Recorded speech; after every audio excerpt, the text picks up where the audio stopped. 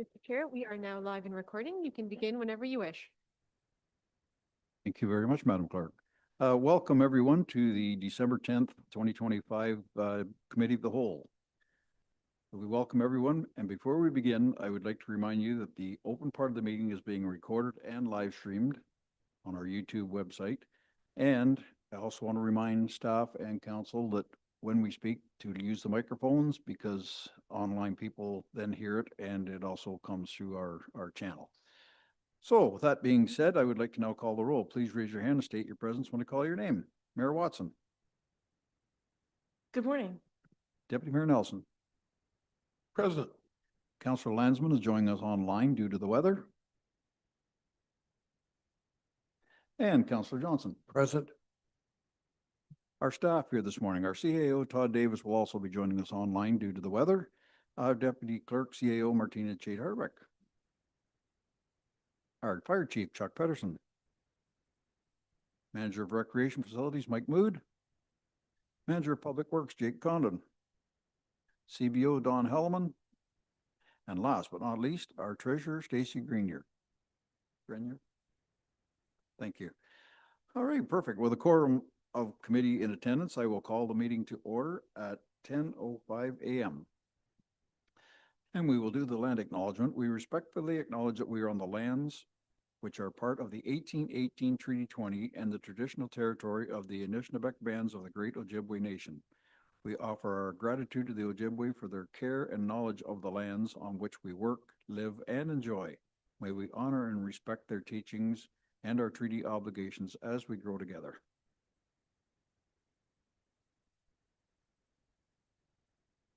Now, moving forward, do we have any disclosure of pecuniary interest today?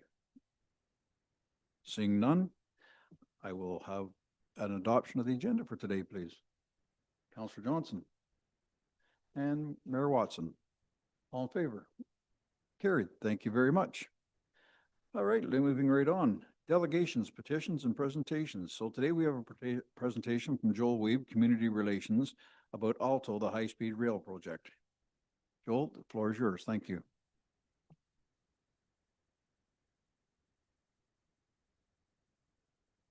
Sure. Thank you. Yeah, thanks so much for having me. And as you said, I'm Joel Weeb, and I'm Community Relations with Alto, and happy to be here. And thank you for this opportunity to present to you. I'll give you a bit of the history of the project, and then I'll give you a bit of an update on where we're at with this. So stepping back a little bit, back in February, the Prime Minister announced that Via HFR would become Alto, a federal crown corporation mandated to deliver a high-speed rail project from Toronto all the way to Quebec City and connecting about 60% of Canada's population, bringing them closer together. Next slide.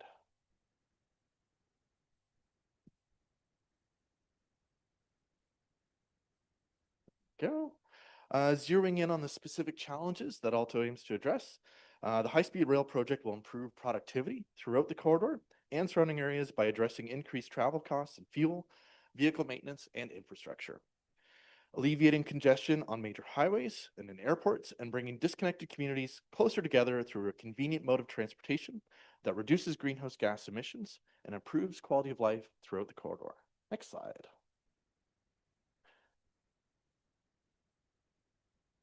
The project will run on 1,000 kilometers of dedicated electrified track. Our service will be fast, frequent, and reliable. We'll be reaching speeds of 300 kilometers an hour, significantly reducing the travel times from Toronto all the way to Quebec City. Given the specific design requirements of this technology, we will need new dedicated track for moving people only, which has the benefit of increased reliability to ensure trains arrive on time and bring you where you need to go when you expect it. We're targeting frequent departures with 20 to 30 trains daily, which will enable a convenient travel schedule. Next slide. So here you see our 7 station locations: Toronto, Peterborough, Ottawa, Laval, Montreal, Trois-Rivières, and Quebec City. What you don't see is the line that's going to connect them all. And that's what we're working on right now, which is our rail alignment. And so in coming months, what we will be sharing is our corridor concept. So not the line that's going to get there, because honestly, we don't have that yet. But this will be the overview of roughly the areas that we are considering for this. And there are a few different concepts for that. And then we'll further refine down using technical analysis that includes safety, design, the environment, and social considerations to set the rail alignment. Next slide. So here you see the estimated travel times between cities. I'm particularly excited about the 40 minutes from Peterborough to Toronto. Right now, my office is right close to Union, and I'm still 2.25 to 2.5 hours from Norwood to get in there one way. And so I think for a lot of us who are already looking at jobs in the GTA, this is a significant improvement. But I think what people don't really appreciate with this project is that it's going to open up a lot of other doors in this community. Those of us who are accustomed to a 2-hour one-way to a job may be looking at Ottawa or even Montreal for similar work. And so these cities will be brought closer together and open up opportunities that have not existed in the past. Next slide. From an economic perspective, the high-speed rail project is expected to increase Canada's GDP by 1.1%, or about $24 billion annually, through increased productivity, with cities being brought closer together, higher participation in the workforce, and increases in tourism. Next slide. There are several other outcomes from this project, including a meaningful contribution toward reconciliation with Indigenous peoples, with whom Alto has been working for several years. An increase in rail travel adoption results in safer travel between cities, reduced environmental impacts with fewer cars on the road, and an enhanced passenger experience in the corridor means you can multitask or just enjoy the ride while you travel. Next slide. The project will strengthen the Canadian economy by sourcing goods and services right here. We will need substantial volumes of steel, aluminum, concrete, and aggregates for our track, trains, buildings, overpasses, and all the related infrastructure that comes with a project of this size. We'll also need the people to build it. This project is expected to generate about 50,000 jobs. Next slide. Alto is not working alone. In 2023, Transport Canada launched a rigorous RFP process to identify a project partner. This process closed in February of this year, with the Prime Minister announcing that Alto would work with Cadence, which is a consortium of rail infrastructure companies based in Canada and France, with expertise in delivering transportation and high-speed rail projects around the world. Next slide. So here you can see that we are at the beginning of the development phase. And over the next 4 years, we'll identify the corridor, the exact alignment, so that line that's going to connect all the city stations, select the station locations within those geographic areas, complete the regulatory process, acquire the land, and finalize the engineering design. At the end of the development phase, 4 years from now, Alto and Cadence will present the cost and timeline of a shovel-ready project for federal approval. And after that, planning to start construction. Next slide. Being in the development phase means that we are engaging stakeholders, including local organizations and elected officials such as yourselves, consulting with Indigenous communities and facilitating their participation in the project, and establishing the corridor. Next slide. We are aware that not all communities see themselves in this project, especially those who are not within a reasonable drive of the 7 station areas. Recognizing this, Alto is in the initial stages of creating a community benefits plan that will create sustained, measurable benefits for impacted communities along the project alignment. The early vision for this program includes a focus on economic opportunities through employment and procurement from local businesses. Next slide. And here's the update on what we have in the next few months. So Alto will be launching a comprehensive engagement process. We will offer several open houses, virtual information sessions, and an online platform that will focus on educating the public on high-speed rail and give participants an opportunity to share insights that will help inform the project decision-making process. As these dates are confirmed, we'll be sharing those with municipalities and the communities that we're going through. And this will all be rolling out. You'll start seeing some updates in early January, including those corridor maps of that broad area that we're currently considering. Next slide. Underpinning our engagement here at Alto are the principles that ensure that we are open, transparent, and that we reflect local needs across the corridor through respectful communications with an inclusive and collaborative approach. And final slide. As I conclude, I want to emphasize that our priority continues to be on building awareness of the project and sharing information with municipalities along the corridor. And I appreciate this opportunity to present, and I'm happy to take any questions that you might have. Thank you very much, Joel. I'll open it up to members of the committee. Councillor Johnson. Through the chair. Thanks for the presentation. How many, like on these cars that are going to be going, how many people will be in be able to travel at one time? Like, So that's all still what we're figuring out. So including what rolling stock we'll be purchasing and how many people will be on a trip. But we are targeting more frequent travel with that 20 to 30 trains rather than necessarily just putting everybody on a couple trains through the day. But I don't have estimates. on how Okay, many no people on problem. those. Yeah. Like my only concern is that when we're going that fast, and I mean, I know in Europe, that's what they do, but is accidents. You know, like, Yep. I mean, you know, like animals on the, coming on, and I'm sure these things are gonna be made that they're just blow them apart, I'd imagine. But I guess, that's my only concern is that, I mean, there's so many different accidents and so many different things. So that's my Yeah. only concern. I'm not against it. I'm in favor of it. But when you go on that high speed, you know, you gotta kind of watch out what you ask for. Yeah, and I'll just add to that point. So, in the name of safety, there will be no level crossings with this. So there will be no places where the lights flash, the alarm comes down and the cars wait for the train to pass. There will be overpasses, underpasses, and significant amounts of fencing along this to keep wildlife and people out of there for the safety of them as well as those on the trains. So it is a large consideration for us. Appreciate the comment.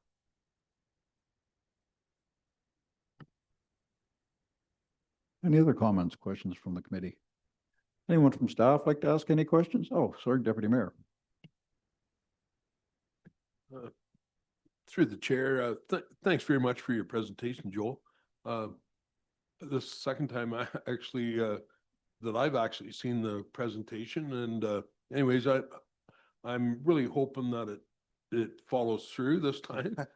We've been hearing about, trains and the transportation, you know, coming to Peterborough and from Toronto. And, my question is, so if you were to get on the train in Toronto, you won't be getting off to say go to Quebec City. You would not get off that train. Would that be correct or? I can't guarantee that there's no point where that switches because Oh, okay. I honestly, I just don't know and I could try and find out for you. Okay. But you will, I mean, be able to get there fairly quick and I imagine whatever transit would need to happen would be fairly efficient. Just to step back to your earlier point, and this is part of the reason that we're out there is to share that this project is real. And I know when I moved to the community in 2008, there was talk back then about a rail service and it's changed in various shapes and forms over the years. And we are far further than this project has ever been in the past. As a Crown corporation, we've got, I think, 150 plus employees already working on this project versus, again, having consultants in the past who've done some incredible reports and work on this. We are moving forward. We have a mandate from Transport Canada to get this costed shovel-ready project ready for them in 4 years. And that's a very aggressive timeline for the size of this project. And so, but the only way I can fully assure you is to start construction as soon as we can. But we are working towards that. Thanks very much, Joel. Welcome. Mayor Watson. Thank you, Chair. Through you, Joel, always wonderful to see You you, too. particularly in Douro-Dummer Township.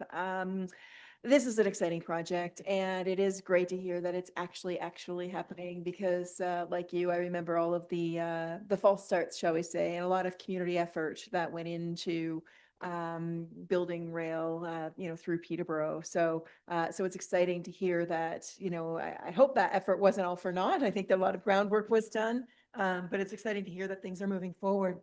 As it relates to the location of the rail line, excuse me, this next phase that you're on, what concerns might we be looking for? I apologize. What concerns might we be looking for as a corporation as it relates to, should we be fortunate enough to have the tracks go through our municipality? And I understand that, nothing is in writing at this point.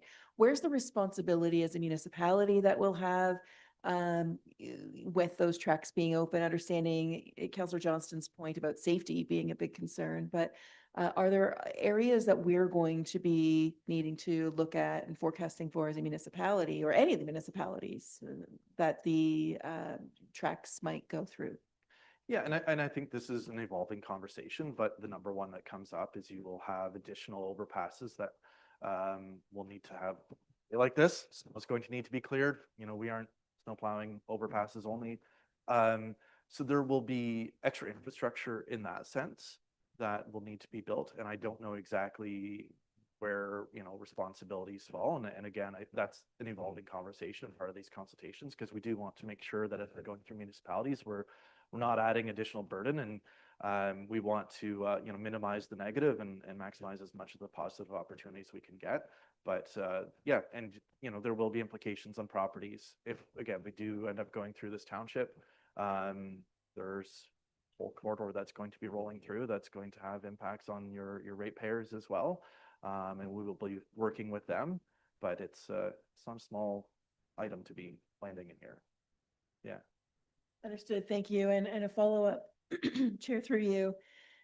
You know, we think of it from a municipal standpoint, you know, there's obviously cost liability concerns that we might need to start having those conversations about should lines go through our municipality. But let's talk about some of the opportunities as well. You know, I think personally, I think it's more than just being able to get fast transit from, you know, Peterborough to Toronto or Quebec or any point in between. But it's also about opportunities for employment with the infrastructure build and maintenance, and, you know, opportunities for new businesses perhaps locating here. So can you talk a little bit more about the economic activity, regardless of where the station is Yeah. located in Peterborough County? Like within this region, you know, we just know it's a dot on the map that we're calling Peterborough, but it could be Peterborough City or Peterborough County where that train station is located. So what are some of the impacts, regardless of where that station will be located, that would be beneficial to residents of the region? Yeah, absolutely. And so, yep. Sorry, Joel, could you move the mic back just a bit? Rubbing on your shirt and getting a bit of feedback, whatever. I'm Thank gonna- you. There, I'll just step back a little bit. Thank you for that. Yeah, so there's a few different components to that. So there is the purchasing and employment through construction, which again aggregates the amount that we're going to be needing to build this is significant, and that is, it's not lost on us that not only Peterborough County but through Eastern Ontario, that is a significant employer, and so there's that side of it. Once we're also working with our post-secondary institutions to have people trained for the various jobs, whether that's construction related, operations of this, because we will be part of the operations moving forward as well. And we're aware that we don't have that expertise yet. We don't have a high-speed rail project in Canada to tap into. And so we need to start now to get people ready for 6 years from now, 8 years from now, 10 years from now, whatever those needs are going to be, so that we have a workforce that's ready and able on that end. On the other part of the economic development, and actually I'm going to rewind even further to your other comments about, you know, the initial work that was done on this, and that is part of what has helped prioritize Peterborough as location on this. And you know, a lot of credit goes to Tony Smith on his work in the past, and many others that worked with him. And I think it was that vision that as we become a hub, there are a lot of other communities who would love to have a station like our area will. And I don't doubt that there will be other transportation infrastructure, shuttles or whatnot, that the municipalities or province may get involved in to bring people to the area, because this will be a destination for their kids going to school in Montreal, and they're coming from, you know, well outside Peterborough County to catch a train here, and while they're here spending other time, or just it puts us on the map for others who may be working in other communities and looking for that beautiful quality of life that comes with living in Peterborough and the Kawartha region, right? And I think that's what's drawn a lot of us here. And so you'll have that whole development side of it as it opens up our community for a whole new group of people. Thank you. Thank you very much, Joel, for your presentation. Your alto has been really communicative throughout this process so far, you know, at County Council, and seeing you out at various conferences and doing the engagement session. So I have absolute faith that that relationship will continue, and I appreciate the work that you're doing to keep us up to date on the project. Thank you. Thanks. I'll see you at Roma. Thank you very much, Mayor Watson. Councillor Lansman, did you have any comments, questions, or are you good?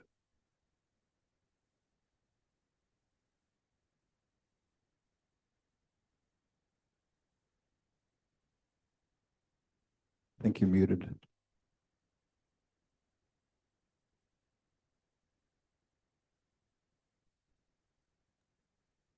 Thank you. I'm fine. All right, thank you very much. And as I said before, any comments or questions from staff before we wrap this up? Oh, looking good. All right. Well, thank you very much, Joel. I did have a question, but you did answer it. And it was about the overpass. And I brought it up in Ontario East. I had quite a conversation at the Alto booth.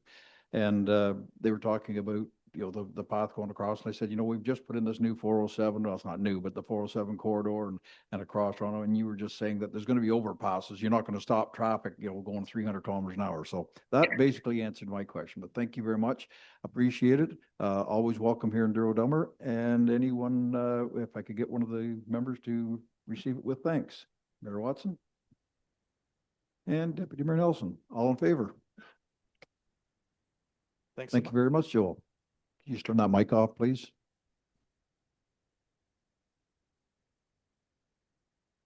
Excellent. Moving right along, we're now into section 6, reports for the managers. And as always, we've always gone through, staff and council have gone through the presentations. So if there's anything new to add, stuff like that, otherwise we can just kind of put it in a nutshell, wrap it up. And feel free that when your section's done to head back. I know it's quite a day out there, so there's probably lots of stuff on the agenda to get done today. So anyway, moving right on, we'll start with the fire department update. Chuck, it's yours, please. Morning, thank you. Yeah, not too much to add to the report, but yeah, just I guess highlighting the one item is our Swiss phone pager system. That's been a long project that we've been spearheading, so that is finally done and completed and in service, and it's a very, very, very good, robust system, and the pages are a little faster than we had previously, and I guess time will tell on the redundancy and how well it does in storms, but it's built very well to take on those challenges. So that's an exciting project to get over the finish line. Just for our fire response, I think we talked about this in the spring, but you can see that we're up on calls compared to last year, but that was really the impact from the spring storm. So our numbers are about average other than that storm. So we're still on normal track for that. And the other thing that's not on here is just our recruitment for 2026. We're just thinking, we're planning for that now. Typically we have that open, but we're going to change our process and try something a little differently. We're going to open it up and have a candidate program that starts kind of probably in March, and then we'll take candidates on so they get to know us a little bit longer before we commit to sending them for recruit course and that education and the cost. So we get a better understanding of them, they get a better understanding of us. We're being subject to what a lot of other departments are facing on people trying to get certified and moving on. So this will help us try to get the best candidate for Douro-Dummer and give us a bit more time to make sure that we're the right fit for each other as well. So we're planning to roll that out and try that in 2026. So that means it will be sending the recruits to school in 2027. So that's just something new that we're going to try to see how it works. Other than that, I'm happy to answer any other questions. Excellent. Thank you very much, Chuck. Comments, questions from the committee? Deputy Mayor, we'll start at the bottom end there with Councillor Johnson. I just really want to say that I want to thank your presence in the different things that you've won. I'm sorry, I guess we'll talk into this. Like Remembrance Day and Santa Claus Parade and the Ladies' Night Out. I mean, they all loved seeing you people in your uniforms. And I really want to thank you for participating in these things because it really brings the public to sometimes the only time to get to see you guys. So I'm really saying thanks for all your volunteer firemen that participate in all these events. Thank you. Mayor Watson? Thank you, Chair. Through you, Chief, as always, I appreciate your report. And as Councillor Johnson said, the attendance of members at various community events out and about, above and beyond actually responding to calls for service. Speaking of calls for service, however, I am looking at what page is this? Page 3 of your report, and you've defined other response calls, or for example, automatic aid, mutual aid. What do we do? You know, this one is a troublesome one for me, like canceled en route. Are they false alarm, fire alarm type calls that would be canceled out en route, or is it some other type of call that they would be canceled? Through the chair to the mayor, so that could be two things. One could be part of our automatic aid areas where the other department that we contract for service have arrived. So let's say it's a medical call. Certain calls like that, our department may not arrive there because it's already been dealt with. So we return, we don't actually arrive on scene. Other situations where they may have a call, typically medicals, that's most of those that start out that way, where, you know, the dispatch, the call taker thinks it's a criteria, and then we get dispatched and then they get more information, then they realize it's not really a fire priority call. So those are typically those. Sometimes could be an automatic alarm where we will always send a truck to verify, but we may send some stations back. So those are probably the two largest catchment areas of those canceled en route. Understood. Thank you. And also, I'm really pleased to hear you speak about the recruitment efforts and creating the candidate program. I think that, you know, even in the skilled trades outside of firefighting, a lot of companies, small businesses, whether it's, you know, electrician companies or carpentry companies or industrial trades, will, you know, invest the money in training up somebody from an apprentice into being a journeyman, and then those people will go and once they get their ticket and go and work at, you know, some of those big guys that don't even take apprentices, right? Because they're really, you know, just looking to get that movement. But I wonder if I think it's great that we're able to really get understanding of candidates before we invest in their training, and, you know, ultimately they end up leaving us to go elsewhere. Are we going to be missing or concerned about missing any targets if we're not sending anybody to the fire academy in 2026? Or like, how are we mitigating that on the other side? And just also, I know there's regular attrition that happens within every employer, but within the department. What's our numbers that we're forecasting for needing to be recruiting for in 2026, and phasing through? And are we again accounting for that? You know, are we planning 2 years out effectively for that to happen? Yeah, through the chair to the mayor, great question. So part of our strategy on this is twofold. One, I think we're in a good position right now with our numbers to try this. And secondly, with the certification that's coming in, once we hire somebody, the clock starts, and there's a lot to get in that first year between, you know, the first responder training, their firefighter 1, their firefighter 2, and which includes the hazmat awareness and hazmat operations. So it's a big ask on year 1. So to help us not only get a better feel for the candidate, we can also, like, you know, almost usually close to 50% of our calls are medical. So our intention is to give them the medical training in that candidate period so that, you know, they can easily participate with that and then support fire scenes with other things. So this is twofold. One, we haven't really hired them on as a recruit, so our clock doesn't technically start. We're able to get in some of that other training prior to that first year, we'll call it. And then it also gives an opportunity to spread that out and make sure that we're, you know, getting the right people for a little bit longer than maybe we'll get at least another year because we're extending this period. So I think we're in a good spot to try that. We typically, every year is a little bit different, but on average, we're looking at, you know, 5 or 6 recruits that either move out or retire or they can't make the commitment. So that's kind of our numbers, but I think we're in a decent position now to do this option. All right, thank you. Any other comments, questions? Nope. Nope, seeing none, I will entertain a motion to receive with thanks. And we'll do Deputy Mayor Nelson and Councilor Landsman. All in favor? Carried. Thank you very much. Thank you, Chuck. Moving right along, Parks and Recreation, Mike, you're on the floor. Alright. Thank you. Good morning and thank you, and through the chair to members of council. You have my report, but I'm going to give you a couple updates on some of the things we've been working on. First off, I'm going to talk about our ice surface replacement project at the Douro Community Center. This week, we've almost finalized the exact drawings for the design of the floor.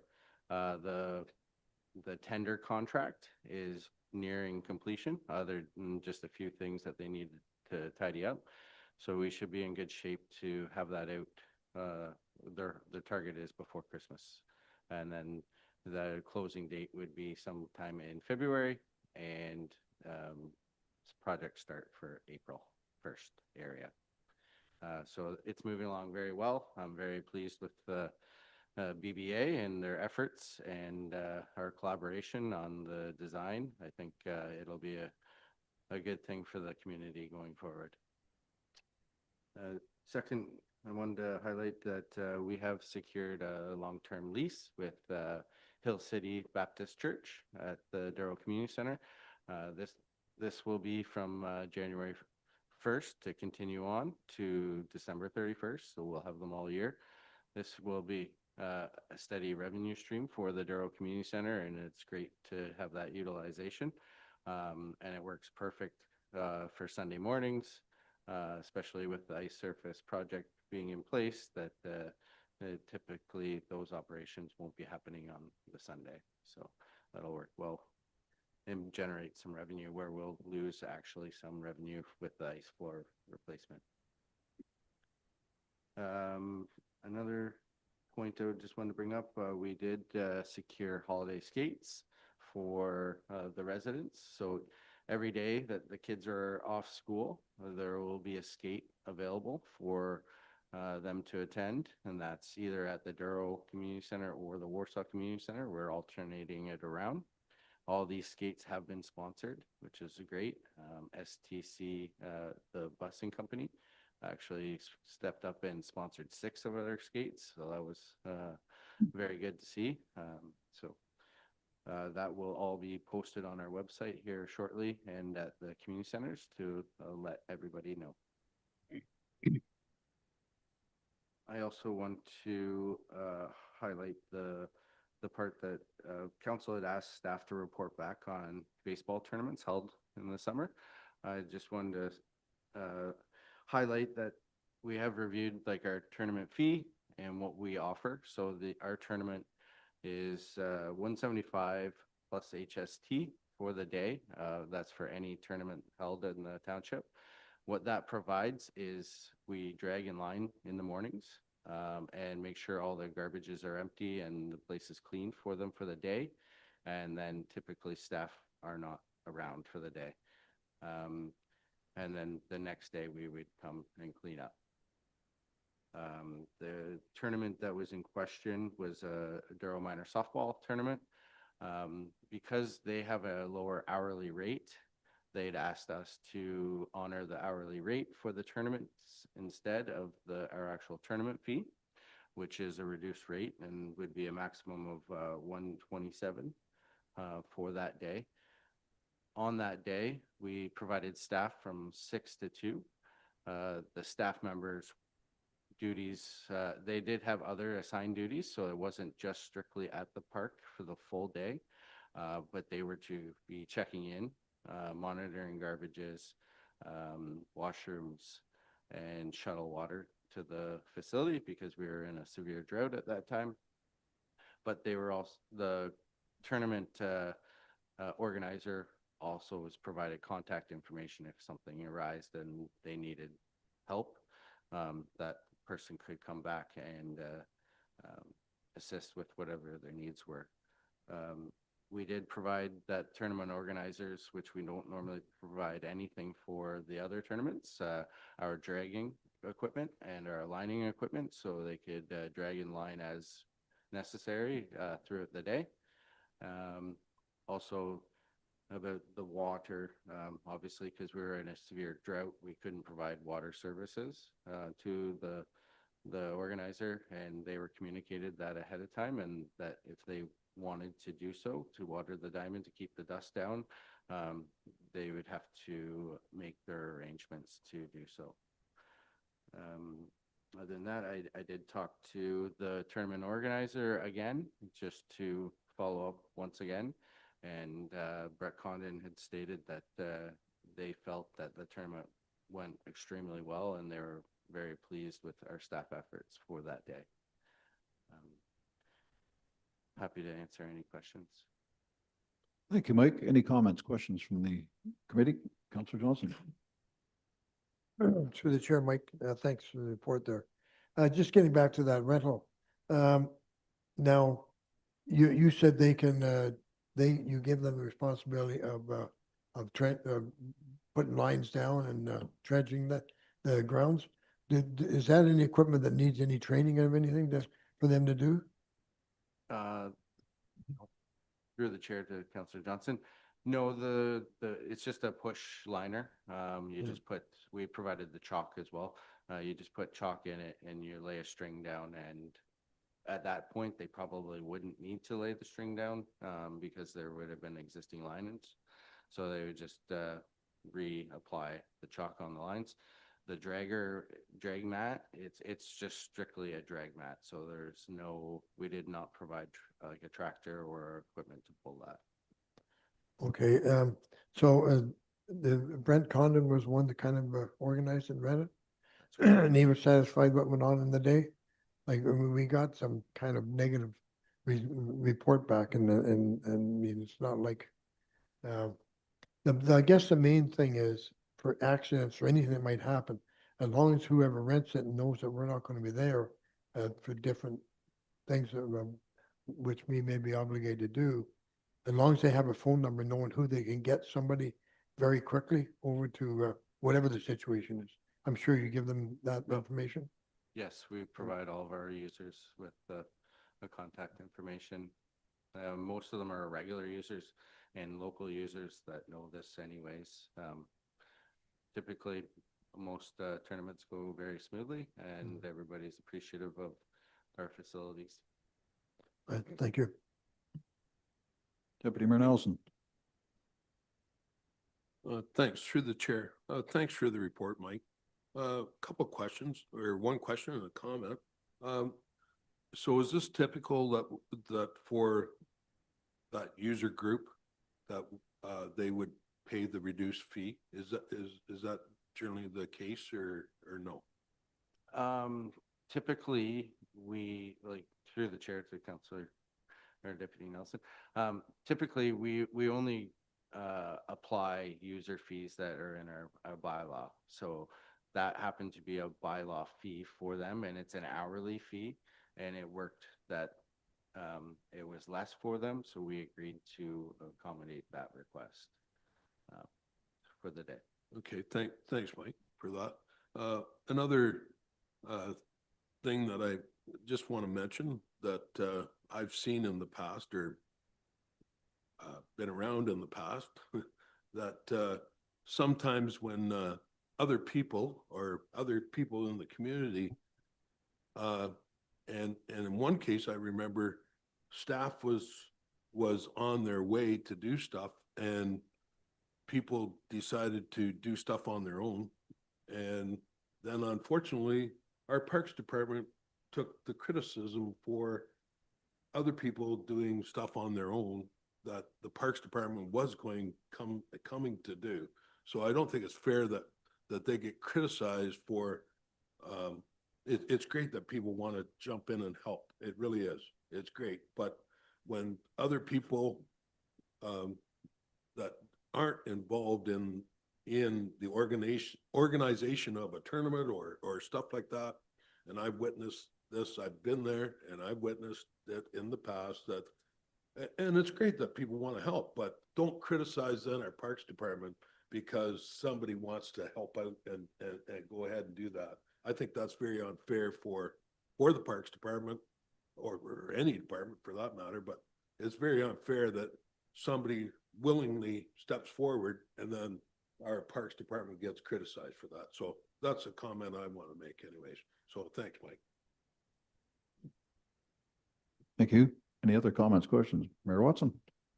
Chair, thank you through you. Just want to shift gears a little bit around the, what are we calling it? The canteen down at the South Park. And I'm seeing in your notes, and I'd heard of course, over the summer that due to the drought, there were water issues getting water to the building to flush the toilets, namely, was the biggest concern, not to mention just general access to water. But what are we, or what can we do, or are we looking at mitigating that in 2026 on a going forward basis? Because I understand when that was going on, it was quite onerous on staff to haul water and make sure that, the facilities were able to operate. And, I don't think we can just lock the doors and say out of service when there is no water. But I also recognize that, with unstable weather patterns, we might encounter problems like this in the future. So is there anything that we're doing now to think about for 2026 season?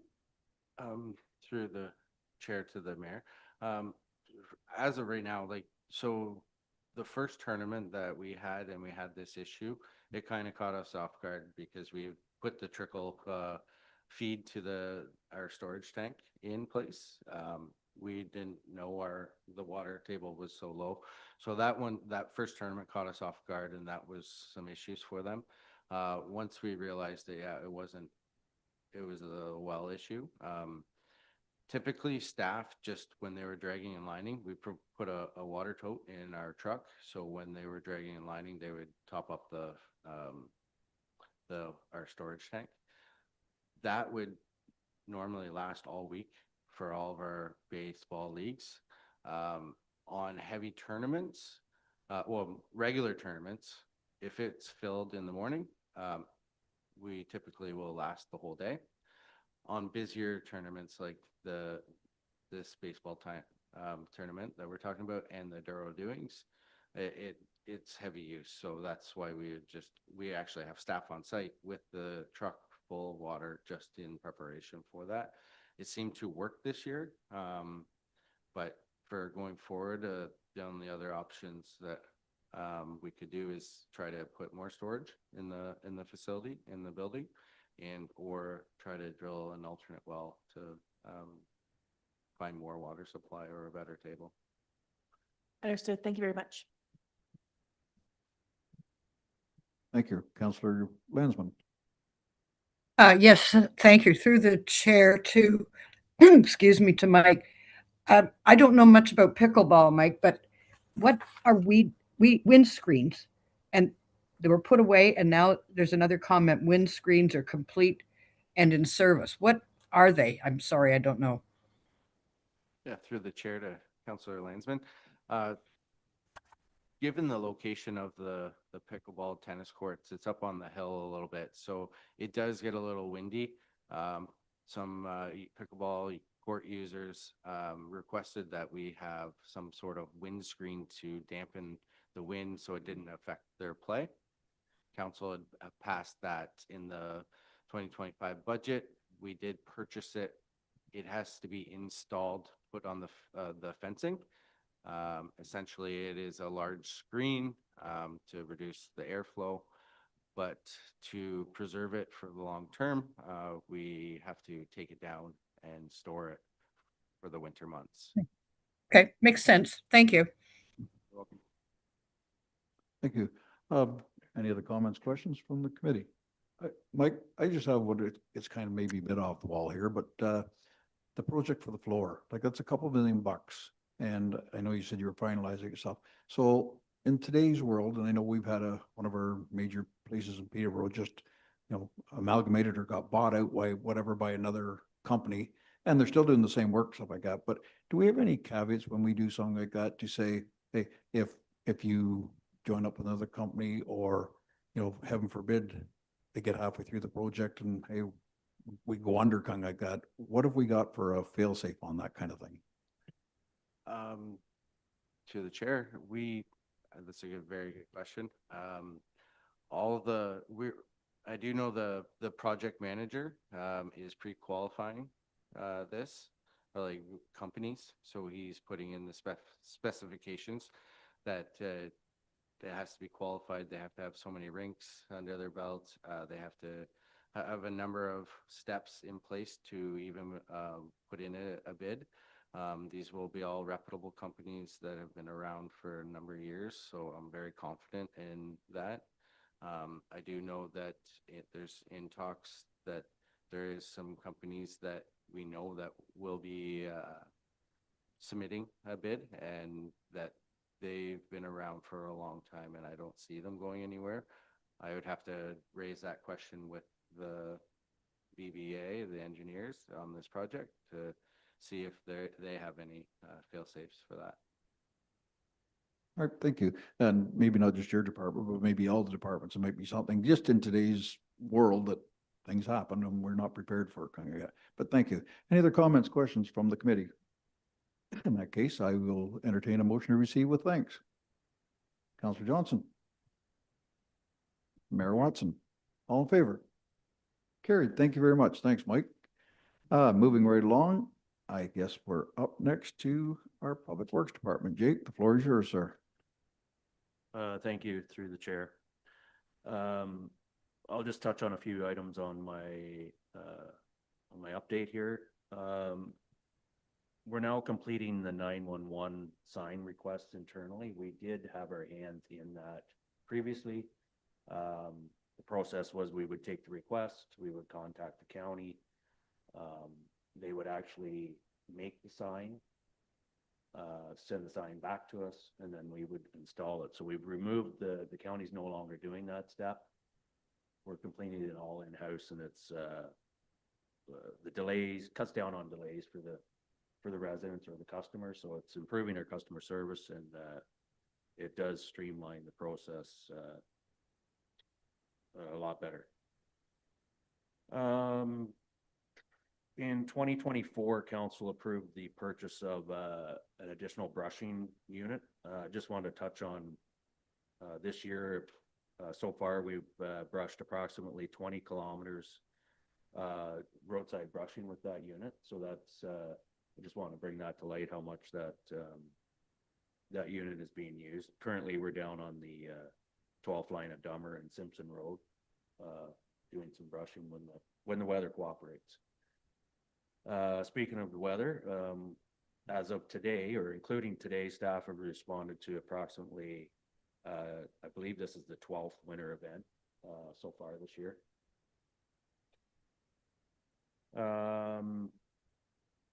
All of our capital works were completed.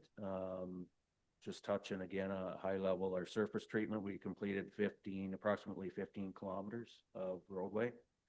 Our gravel projects, approximately 40 kilometers. That does include any surface treatment project that receive gravel. All the procurements have been completed. Council approved in 2024 the purchase of a tandem snowplow truck. We received that in the fall of this year. We pre-ordered in 2024 another truck with council's approval. It was a 2025 truck. We're going to receive that in spring of 2026. So appreciative of the pre-approval on that. It just shows the delay there is in receiving some of these pieces of equipment. And then on the transfer station scale replacements, I just want to give an update on that. Due to the timing of the award of the project and the anticipated weather conditions, after the award was given, the build of the actual scale was 8 to 10 weeks out. So that puts us in January, late January, early February, if it comes in that time. So we're going to delay the installation of that scale to the spring, just to make things a little more easy on staff and the contractor. On the waste management side of things, the green yard waste bin has been removed now, and it will return in the spring of 26, usually depending on the weather, May, April, it will be back in place. And then council is aware that we are now, effective January January 1st, 2026, the non-eligible source recycling materials will be going to the waste connection site at County Road 6. And that's about it for any high-level updates for you. Happy to take any questions. Thank you very much, Jake. Comments, questions from the committee? Mayor Watson? Chair, thank you. Through you, the roads needs study, perhaps I missed it. It's complete. It's showing in the report has that been presented for the upcoming? It did. This is not a new one. It was the one that was already presented. That, through the chair, that's correct. Okay, thank you. Any other comments, questions? Seeing none, I will say thank you very much, Jake, and entertain a motion. Receive with thanks. Deputy Mayor Nelson and Mayor Watson. All in favor? Carried. Thank you very much, Jake. Thank you. Moving right along. Building and planning. Don, the floor is yours. Thank you, sir.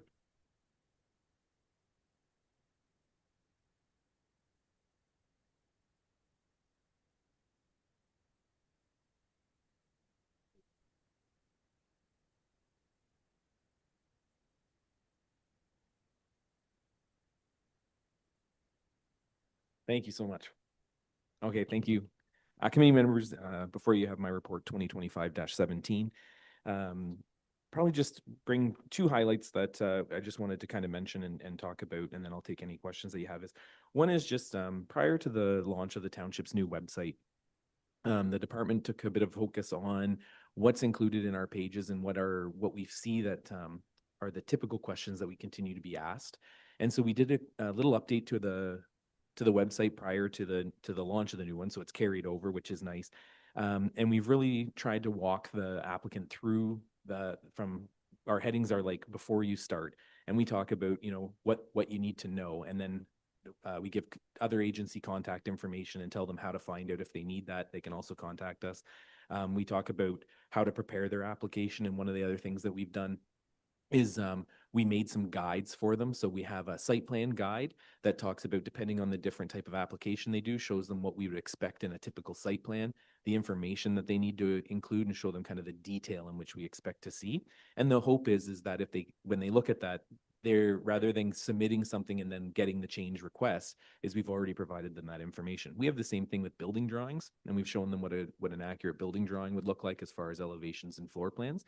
For the designers that we deal with, it's typically not an issue, but again, what we wanted to do is help the homeowners. We're seeing a lot where the homeowner wants to come through and do these things, and so rather than get them delayed or frustrated with the process, if we can show them upfront, this is what we'd really, this is what a drawing's supposed to look like, and this is the information that's supposed to be there, we hope that we can get them better prepared to walk through our services. And then we have some drop downs for how to apply. We have stuff about fees and payments, and then inspections. And so we really tried to give them kind of from start to finish what they can think about doing. And then there's the links on there on how to create a Cloud Permit account, how to make sure to do their application through there. And Cloud Permit has a great how-to videos as well. So if they get stuck in the application phase, they can phone us, and we're happy to walk them through. Jenna does a fantastic job at it, but at the same point is there's videos that help them out. So if it's during the weekend and they're trying to figure that out and we're not available, then those links are there for them. So that's one of the things that I wanted to highlight that we've done, and because it's been a bit of an update for us since August, so we haven't had a committee meeting to discuss this. And then the other thing that we've done is we've worked to again just continue to tweak our application, sort of our review and intake process, and we've started to really formalize that process. And so we've again, starting back a little bit ago, we have I guess that's the point, is we formalize the process. So as someone comes in, I think that we do, I've not seen us not really hit what our 2-day mark is. So day 0 is when they apply, and then we have 2 days to give them feedback on their application. And I would say that 99% of the time we give them that feedback, and we let them know, what documents they're missing, what they still need to do to create a complete application. Or if it's all done, then we set the invoice and away they go through the review stage. And then same thing, the building officials are just getting more formalized on the review. So we do a formal zoning review, and it gets attached. And then we do a plans review as well. And both of those, if there's no changes requested, then permit gets issued. If there's changes requested, that document gets sent out to the applicant, and they know it's more like a checklist. You have to do these things, and we tell them what their required actions are. and then tell them that when they've completed all of those things to please come back through. And then there's subsequent review for any of those changes, but realistically, the idea is they change those if it's code compliant or applicable law compliant, then they get their permit. And so I'm bringing that to your attention to the fact that it is something that we've implemented. We're monitoring it. The one thing that we continue to do is try to receive feedback, understand whether the person, like the feedback that we get is hopefully a person who's used our service. And then we look at that individually and we say, okay, is it a one-off? Is it something that we need to fix? Do we see these issues? And as we see the issues start, then we have to start to fix them. And so sometimes, that process does take a little bit, but again, I think we're into a more formalized process that should be cleaner for everyone. And so we'll continue. I just wanted to update you let you know we're going to continue to monitor that, but I think we have, again, a system that should work for the people and for the applicants. And then other than that, I'm happy to take any questions. Thank you very much, Don. Comments, questions from the committee? Mayor Watson? Chair, thank you. Thanks for the update. Mr. Hellman, through you, Chair. I appreciate hearing that you're kind of front-ending the how-to information and have done the updates on the website for that. And this is truly just more of a comment. I think it's really a testament to how, what I've learned, the building department and building in general has changed from years past, right? No longer can somebody come in, walk into the office, and submit. And it's not just the Douro-Dummer thing. This is around the province because the codes changed and all the commenting bodies that are involved now. Somebody can't walk in with a sketch, with a pencil and say, okay, this is what I'm looking to do. Because it does have to have that level of detail that historically perhaps wasn't necessarily needed, whether it was, internally we decided that or from a code standpoint. And it reminds me a lot like, the income tax process where, as Canadian citizens, we file our income tax returns every year. And at one point in time, it was pretty straightforward to go through and understand, what boxes you're filling out with your T4s and matching the numbers and making it all work. But now, it's got to a point where, it should be easy for people to do, but it's very complicated to be able to leverage all of the different things that are there. So I think the building process is similar to that in that regard. And I think the more we do work as you're doing to educate people kind of on the front end of this is what we need to do, will help expedite the process. I think the challenge we're going to continue to face is people, often like me, don't necessarily read all that stuff and they just, oh yeah, I got it all. And we, click, and then we get mired in it and, they fast forward through that important dialogue. So we'll continue to have to change and adapt to their needs and receive that feedback. So thank you for your work there. Thank you, Mayor Watson. Councillor Johnson, you had a comment or two? Yeah, to the chair. Don, one thing I want to ask is that with all the building department workers that you have, do you go over the different, I'm sure they're assigned to different jobs when they come in, but do you go over them, you understand where they're at and what they're dealing with? Like, are you just kind of doing your thing and only when something flies up and there's panic and then you get involved? Or do you actually know what jobs that the other guys are doing? Through the chair. Thank you, Councillor Johnson. I think it's a hybrid model. So the building officials are qualified. So they're code practitioners. And so I don't monitor them with a fine-tooth comb on a lot of their stuff. Like they are qualified. They have the ability to do the job. I do audit their work every now and again. So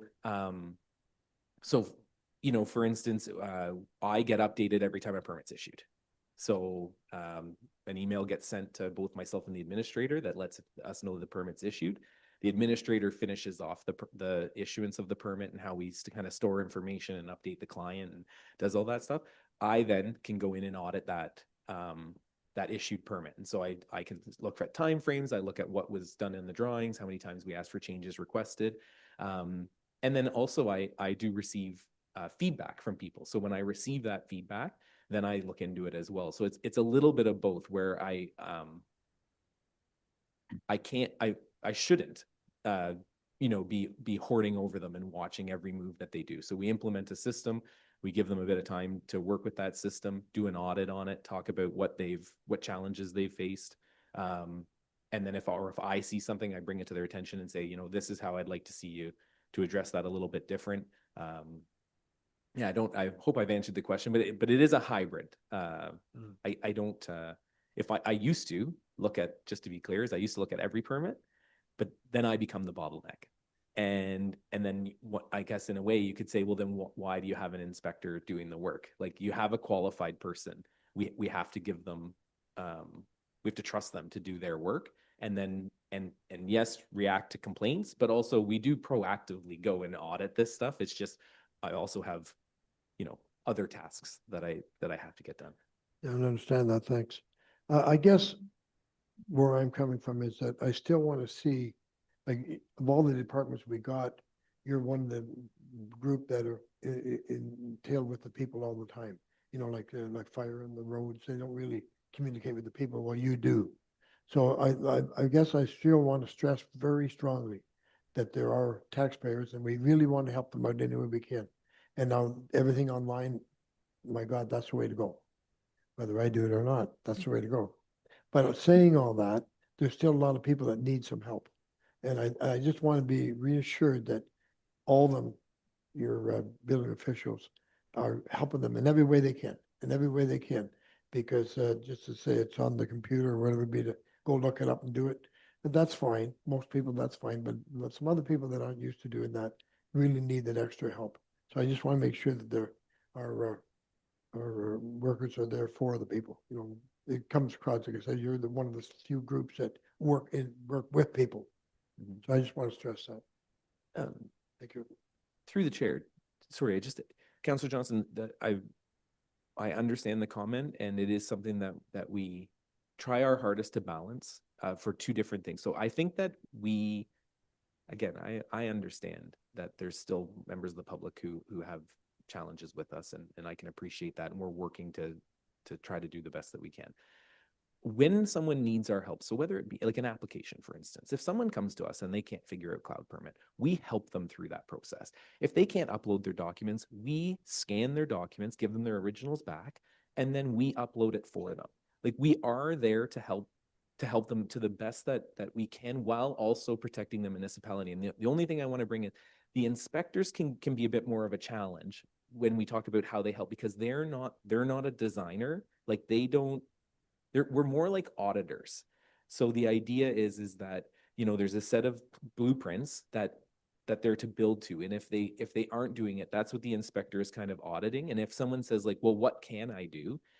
Sometimes, depending on what it is it's like, well, you should probably talk to your building designer, because they took responsibility for the building itself.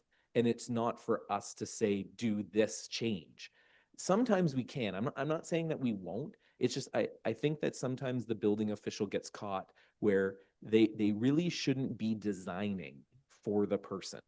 And I know I can appreciate why sometimes it seems so simple, but I can also assure you that we get then the complaints in is, you told me to do this. And then they're mad because it either cost them a bit more money and there was a cheaper way to do it, or it didn't work out for the end goal that maybe we didn't know about. And so it's a bit of a balancing act, but I can guarantee and reassure you that in the application stage, and as best that we can, for when they come in the office, to how we can help them get through that process, I think we're there. The building officials, I do think, are responsive, but I know they're caught between the fine line of being a designer versus being an auditor. And I only say that to it's just something that we continue to monitor. But I hear your concern. All I can say is thanks, and keep the good work up. But just the only thing, remember that we're there to help the public. I mean, usually when people do things, they got money now to do it, and all of a sudden it takes a year to paperwork. Well, they just drives them nuts. So I'm just saying, any way we can help, we want to help. Thank you. Any other comments, questions from the committee? Seeing none, I will entertain a motion to receive with thanks. Councillor Johnson, Councillor Landsman, all in favor? Carried. Thank you very much. Thanks, Don. Moving right along, finance. Stacy, floor is yours, ma'am. Thank you. through the chair, I'm providing an update on the work that we've been doing in the finance team, mostly since I started, which isn't that long ago, but is what I'm familiar with. So far, I've been working well with my team, and I believe I have a really solid team, and I appreciate them.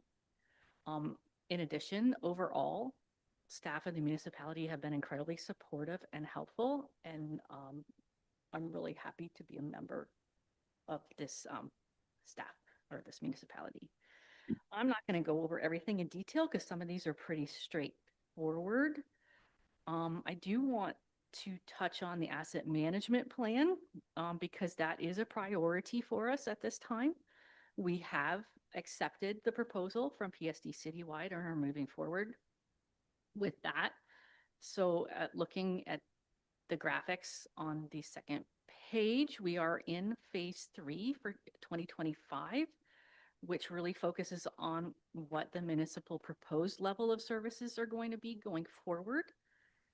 And the performance of those. So there will be engagement with the public, engagement with staff, and engagement with council to gather information to come up what the proposed levels of services will be.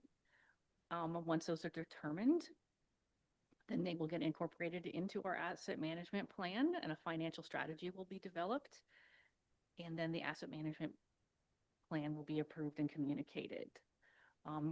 This is a comprehensive process. It's very forward thinking, and it will align in the future or in the very near future with how we budget for our assets and sort of the funding we need to do that. And then I'll just mention that policy development I am working hard on because I'm reviewing and updating current policies and procedures, and we'll be probably coming forward with revisions over the next year, and with the next term of council, probably be adding some additional policies so we can ultimately develop a municipal financial strategic plan. So once all those policies are in place, we'll put them all together and we'll come up with an overall plan, which will be like the municipal playbook or council's playbook for how finances operates within the township. Are there any questions? Perfect. Thank you very much, Stacey. Any comments, questions from the committee? Councillor Johnson. Through the chair. Thank you. Now, I know that it's a different, every time someone goes somewhere different, everything is a little different, same kind of responsibility, but a little different. Now, how are you finding, how we do things, what you've done things in the past? I know already you've brought forward a couple ideas that we should be doing, and I appreciate that. But in general, have you noticed anything that you never done before and you're doing, and now all of a sudden, oh my God? Or are you, on the other hand, able to bring things to the table and say, hey, like we should be doing this or whatever? I know you've been done a few things, but it's got to be hard walking into a new job and all of a sudden seeing how they do things and how you're used to being doing things. But how are you finding it? Through the chair, I have felt comfortable right from the moment that I started. I'm comfortable with the work. I'm comfortable with the municipality offers as far as services. I do see things that I would like to develop. I don't find it shocking or challenging. Like I think it's a really strong fit, or I'm a really strong fit. Thank you. Keep doing a good job. Any other comments, questions from the committee? Seeing none, thank you, Stacey, and I will entertain a motion to receive with thanks. Mayor Watson, Deputy Mayor Nelson, all in favor? Carried. Thank you very much. Moving right along. We're doing very well here. Clerk's Department. Martina, the floor is yours. Thank you very much, Chair. So you have my report before you. It has been a very busy time for the Clerk's Department from September till now. We've had many meetings. We've had 18 regular council meetings, 5 committee of the whole meetings, 10 special or closed council meetings, and 2 meetings of the Committee of Adjustment. I believe there will be another meeting of the Committee of Adjustment in the new year. I believe an application has come in. Just some highlights to let you know about. The 2026 election is quickly approaching. That is going to be one of our main tasks for 2026. We're already working with Elections Ontario on our voters list and cleaning up our data. As you may know, MPAC is no longer doing the voters list. So Elections Ontario is now the body that creates the voters list, and MPAC provides data to Elections Ontario. But it's a different way of going about this. So this is new for us, but we have already contact and had meetings with our Elections Ontario advisors, and I actually sat on a committee with Elections Ontario on this process. So I feel like we have a good head start there, and I did organize training for our staff. So we have gone through some training, and we have some other sessions coming up. So just wanted to let you know about that. I also wanted to highlight the success of our marriage license and ceremony program. It was a slow start, but in 2025, I think the community now knows that we offer these services. So far we've held 4 ceremonies. We actually have a ceremony scheduled for next Friday, and we've issued 5 licenses, and we have more people inquiring for 2026. So I think it's great we can offer this service. It's relatively low cost. It fills a need in our community, and it's a great thing for us to be able to do for the public. Just to update you on our records management program, I know I speak about this frequently, but it is a large part of what we do, and it takes quite a bit of staff time and effort. So it's important we keep this in the forefront. So the department has been working on our long-term storage area. We've made significant progress, including the review and destruction of thousands of documents that had reached the end of their retention cycle. We've also been saving informative books and documents, and we've created a resource library for township staff. We've also made concerted efforts by the department to complete organization. Sorry, the department has made concerted efforts to have the area organized by the end of December. Staff are actually working in that area as we speak.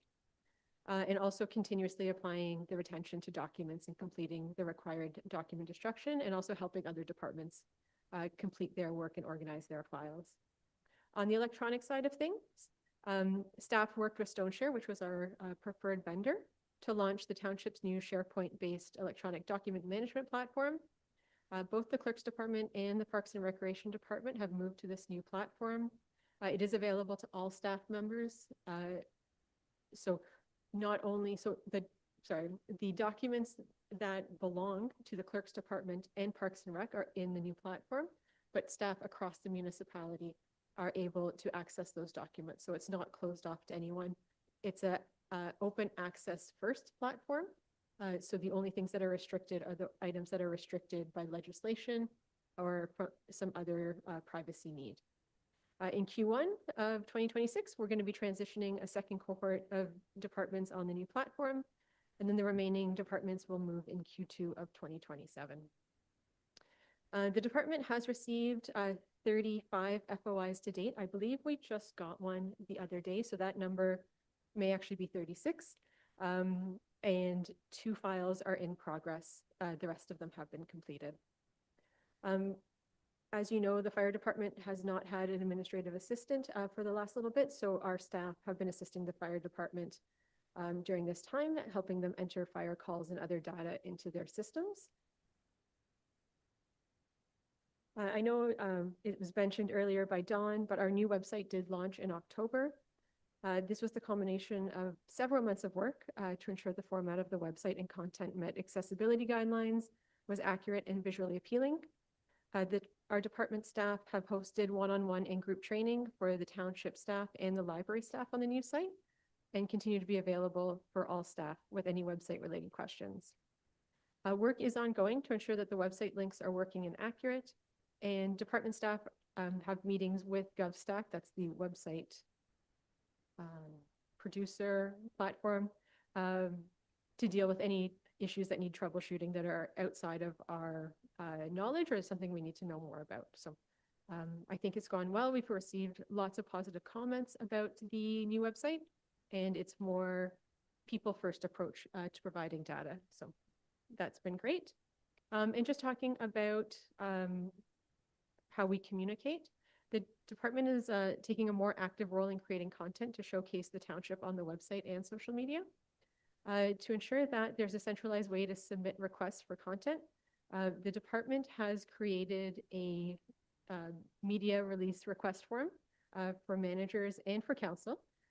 So if you would like to see something on the site, or you'd like us to create some stories or some content, we have that document available. You submit your ideas or your concept or whatever it is. Then we can make sure it complies with township policy and accessibility guidelines and produce that. So far, we've already received a few requests from different managers, and it's a great way for us to streamline that process and ensure that all information that's being posted is relevant and meets our policies and levels of service. Just talking about how busy it's been, staff did participate in 2 recruitment cycles between September and December. That was for the treasurer position and the fire department's administrative assistant position, which has been filled. And I believe the new person is coming in a few days. And so that's been great. It's been a good experience to help with those. And it's wonderful when we can add new people to our teams. The department also organized and supported 3 community events. That was the Coffee and Conversations event, October 23rd, the Remembrance Day ceremony, November 11th, and then the Santa Claus Parade, which was just 2 weeks ago now on November 29th. Those are the highlights, but there's lots of other information. So if there's any questions, I'm happy to answer them. Thank you very much, Martina. Any comments, questions from the committee? Councillor Johnson. Through the chair, thank Martina. The assistant that we're doing with the fire department, did we had someone in place there? We had someone in place there before? Through the chair to Councillor Johnson. Yes, we did.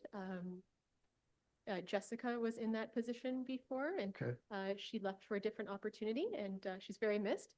And so we needed to fill that space to support the fire department. Well, my question is that there's other jobs that she does also when she's here? Sorry, this role is Yeah, a yeah. full-time role. It has a job description. It has a wide range of tasks that it needs to complete for the fire department, not only administering data, but also public education, dealing with questions at the front counter, doing special projects, supporting the fire chief, supporting recruitment. There's a long list of tasks that this position. Strictly for the fire department. Yes, it's a fire department position. Yeah. Thank you. Thank you. Any other comments, questions? I just have one comment, and I wish I'd have seen what it was. I've gone on our website a couple of times, and I think I went through Google because depending on what apparatus at home I'm on, I may just hit the quick link at the top, but I may go through Google and then hit the thing. But it comes up, and I'm reading something that says this may be, you may be on the old website. Is that something that will get straightened up in the near future? It kind of threw me off a little bit. I'm thinking, no, it not linking or something. Yeah, absolutely. That's one of the things we're working with GovStack on. We've heard that from other folks as well, and it's because the Google has already crawled the old website, and the data has been there for so long, it becomes the default. And so now we have to teach Google that there's a new option. And so there's a process we have to do to create these links in the background. I'm not the best person to explain it, to be honest, but there is a process, and we are working to get those updated. It does take time. So. Excellent. Thank you very much. Any other comments, questions real quickly? Seeing none, I will entertain a motion to receive with thanks. Councillor Johnson, Mayor Nelson, all in favor? Carried. Thank you very much. And last but not least, Todd, good morning. How are you? How was the weather in Coburg? Good morning, Council, through the chair. Thanks for the question, Councillor Watt. It is very snowy here. I believe probably very similar to what's happening in the north. And I want to just, I was going to mention this at the end, but since you brought the weather up, I'm going to mention that now. We received a note. I just received a note while we were in this meeting from the chief librarian She has elected to close the library today due to weather and staff safety concern. And so I just wanted to make the council and public aware that the library will be closed today as a snow day. That's her decision to make, and I support it. It's not a great, as I understand, not a great day out there. I also don't want to take a ton of your time, and so you have your report, my report in front of you. I'm going to highlight a couple of items, and then certainly be available to answer any questions you may have. Administration is pretty straightforward, that section. However, I want to just highlight a couple of items in the HR section of today's report. Last quarter, or my last CAO report, I gave an update on compliance training. I will continually update council as we go through compliance training. Certainly is one of those things that annually, various pieces of compliance that our staff have expire, whether it's WMIS training, etc. And so we monitor that and ensure that our staff are fully compliant. And what I can say today is that all of our active staff are fully compliant. We are working as we onboard some new seasonal staff in the parks and public works divisions to ensure that they are also equally compliant, and I believe we're either there or very close to having them in compliance as well. I also want to highlight from an HR perspective, Martina referenced the fact that we had hired a new fire administrator to replace an outgoing position. That with the hiring of that individual, as we come to the end of this time, I can report that we have we've achieved a full complement of staff in accordance with all of the jobs that have been authorized by council. None of these are new jobs, just we are fully staffed, which is, and I referenced that since my arrival in October of 2024, we have not been able to achieve full compliance, just simply staff coming and going, but we are now fully compliant, and I'm very pleased to report that as we end the year, we have everybody on staff now. From an IT perspective, just briefly, I'd like to report that we've implemented some cybersecurity measures. More will be forthcoming, but as of today, we are secure and compliant both from a cybersecurity perspective as well. I note we made the purchase of some new computers to bring all of our computers into compliance with the Windows operating system as was required, or as is good practice. Regional work, I note we have the Economic Development Advisory Committee has its final meeting of the year on December 15th, and I will be participating in that. I want to draw council's attention as well to our office closure. That's just to ensure that everybody is aware. The offices are closed as we traditionally do. We will be closed from December 24th through January 1st, with the office reopening on January 2nd. So you're all aware. Finally, with regards to the report, I did note very briefly that I had participated, or that we had held a public engagement section that I labeled lemonade and listening, and that is Martina is much more correct than I am. That was a typo in my report. It was coffee and conversation in October. Lemonade and listening was a July activity that we participated in. And then finally, just to sort of project forward, certainly from the CAO's division and some of the big projects that we're planning in the early stages of 2026, once we get the budget approved, just so you're all aware, council and staff compensation reviews are on the agenda for next year as per the bylaw, and so we'll be doing some work in that area. The building assessment project that council awarded recently to help do some of the work necessary for the asset management plan. We'll be going through, that is led by the finance division but supported by the CAO's office, and then the CAO's office will oversee the service delivery review for building and the building planning economic development as was directed the notice of motion, and with that we are getting ready to award that bit of work, and we'll be working forward in the first quarter of 2026 on that. That's my report today. Happy to take any questions that council may have.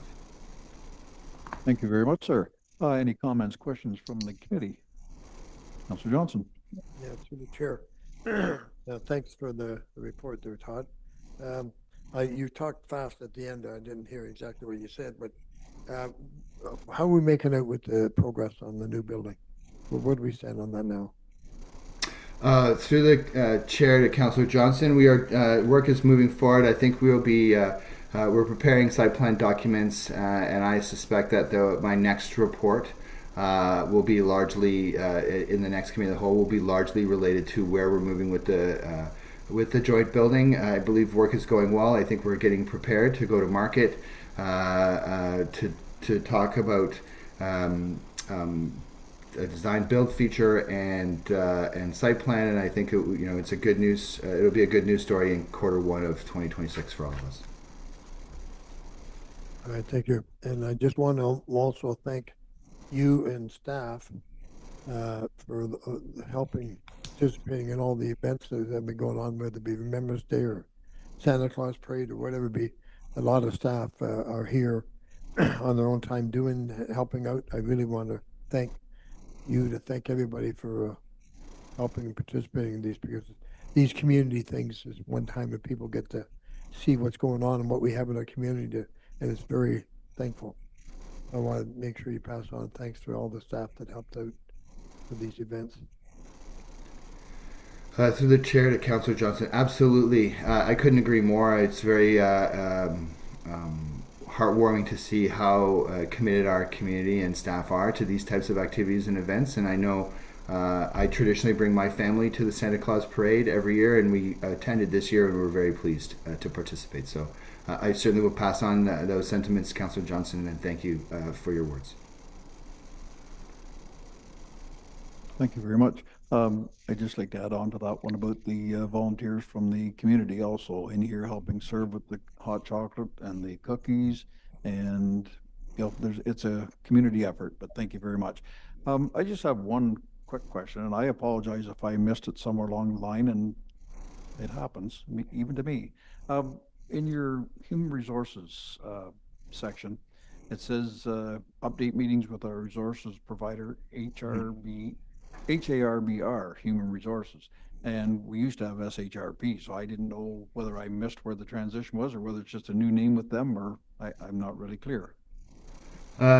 Good question, Councillor Watt. And in return to you as the chair, it is the same organization. The principal of that organization is no longer with that firm. I think prior to my arrival, I couldn't comment on why. And so that is the exact same firm. They just have a new name or rebranding. So, thank you very much. Any other comments, questions from the committee? Then I will entertain a motion to receive with thanks. Mayor Watson, Councillor Johnson, or Councillor Landsman, sorry. All in favor?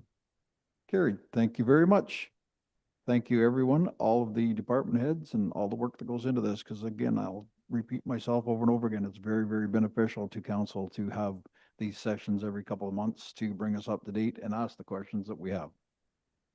Okay, moving on, other business. I guess it's a discussion that I'd ask to be put on here with the events committee, and that includes the Canada Day Parade, the Remembrance Day, and the Santa Claus Parade. And I'm pretty sure I know Councillor Johnson and maybe Councillor Landsman both have some comments. I will also, but I'll open up the floor to them to bring forth any comments or questions or updates that they have. Thank you. To the chair. All right, I'm going to, I think Sheila and I basically on the Santa Claus Parade would like to have a meeting, just what's in the office, just to put some notes down for another year that we can then look at it and say, oh my God, yeah, we said we'd do this or wouldn't do that or whatever be, and prepare it. Not that everything didn't go good. I'm suggesting that everything was really nice. But I do have a few issues, and I don't know that I need to bring them up right now. I think if Councillor Landsman and myself would mind meeting with the few that we did meet with to go over a few suggestions, like the lighting and just the different things. So I don't want to say too much about it right now. And not that everything didn't go good and everybody participated well, but there's just some things that we need to bring forward.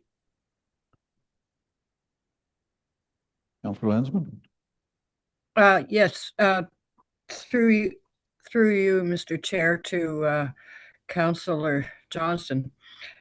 I think that you're right in what you're saying, Ray, but I do think there's a couple of things that I would like to mention, and one of them is lighting. And when I was listening to Martinez say that there were events that were being held, and one particular event that's being held, I'm assuming, I may be wrong, but I'm assuming it's being held near the gazebo in the garden. And there are two lights that were not on at the parade in the township yard, and they appear to be lights, and I'm sure that they were on last year. But if they are not working, one of the things I would be doing is perhaps looking into having them fixed.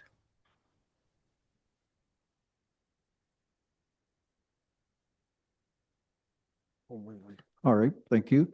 Anything else, or is that it for today until your meeting? We'll get you the meeting set up.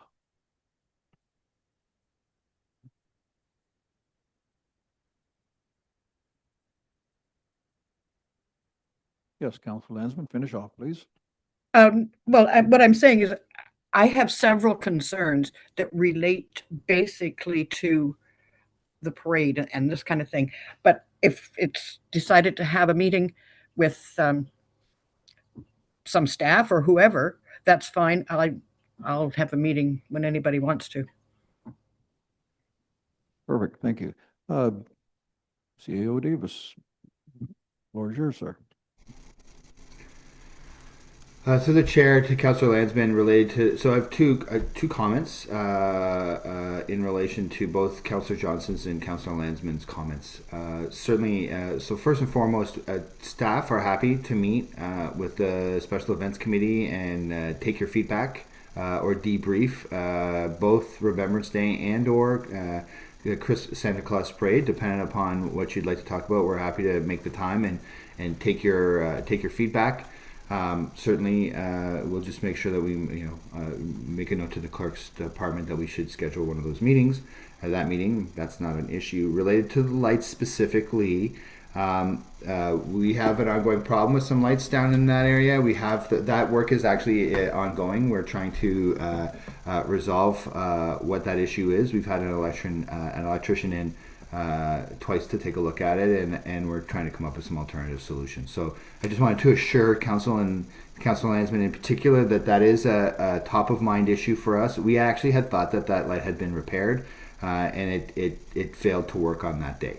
And so it reminds us that we have some more work to do in that area. So thank you very much for your feedback, for that specific feedback, and I would like to provide you with some assurance that we are working towards resolving it.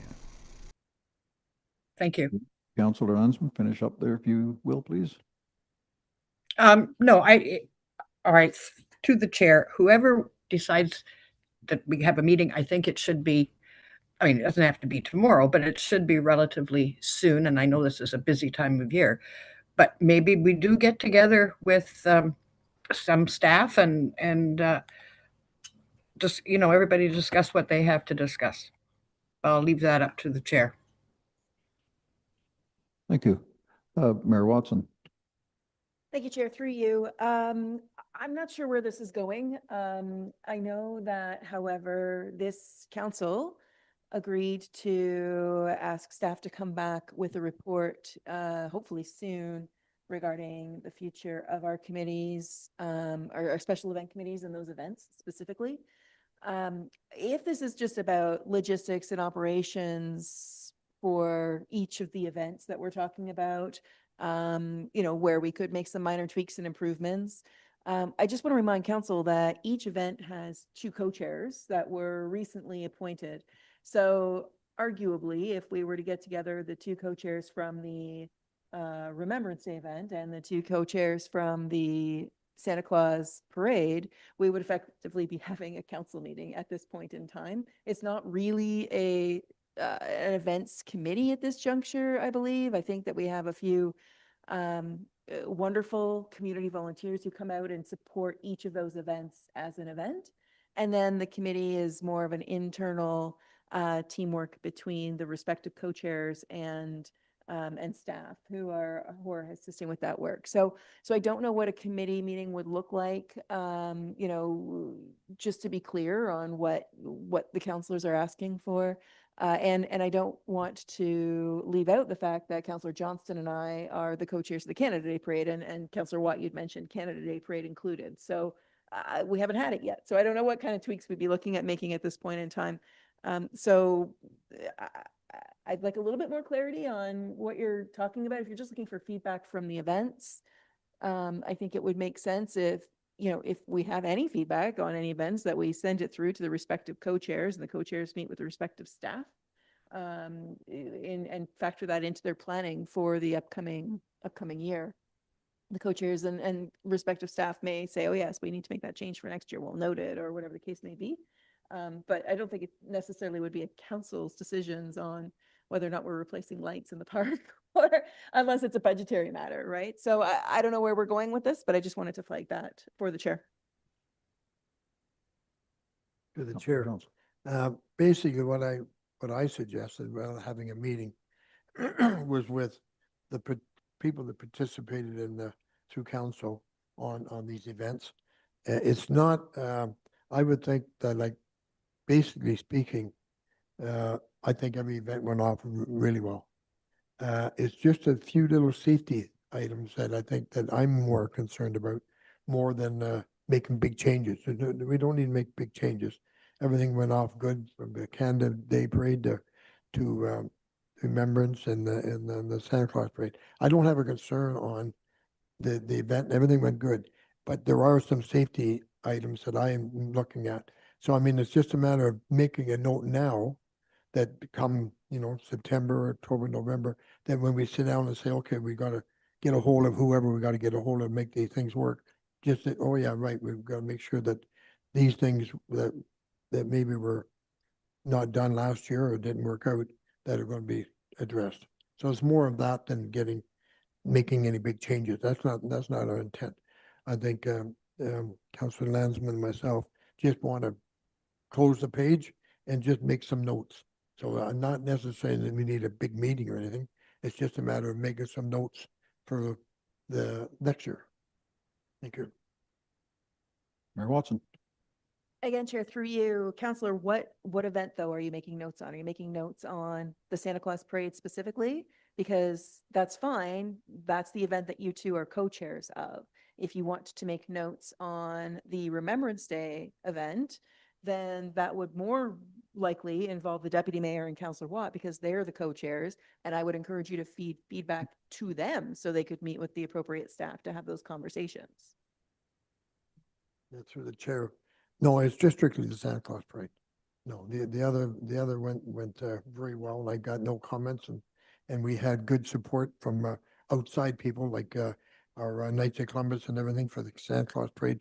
So I mean, everything went good. I can't see any really changes there. But these are just to bring some comments forward, and I stress, is just my part is for safety. So and so therefore is regarding the Santa Claus Parade only. Thank you. CEO Davis. Through the chair to the members of council. So, listening to this conversation, what I'm prepared to offer is the staff that worked on those events, in particular the Santa Claus Parade, they will reach out directly to the chairs to either set up a meeting and get their feedback, or solicit feedback on those events. And certainly, we can go event by event. We can reach out to the chairs of the other two events and see if there's valid, warranting having a meeting about that particular event, or if there's any particular feedback you would like to offer. So as we prepare or plan for 2026, we have your concerns and feedback so that it can be addressed and function better next year, if that's acceptable. Perfect. Thank you very much. Any other comments, questions? I'm just going to throw a couple in here because it was my thing to put on other business. And one of the things I mentioned, and this year was great. 2025 was great.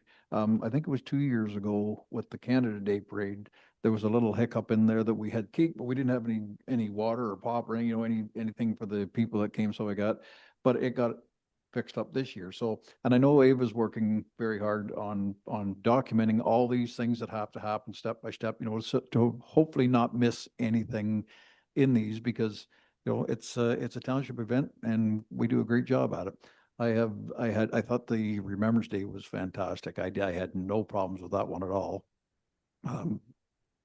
So that's fine. The Santa Claus Parade one, yeah, Councillor Johnson and Councillor Lansman, they've got their questions, their comments. And I think a lot of it relates to safety around the area here, you know, just to maybe spruce up a couple things, but that's up to them to do. The only other thing that I bring up, and it seems to happen, I don't know how long we've had this Santa Claus Parade, 25 years.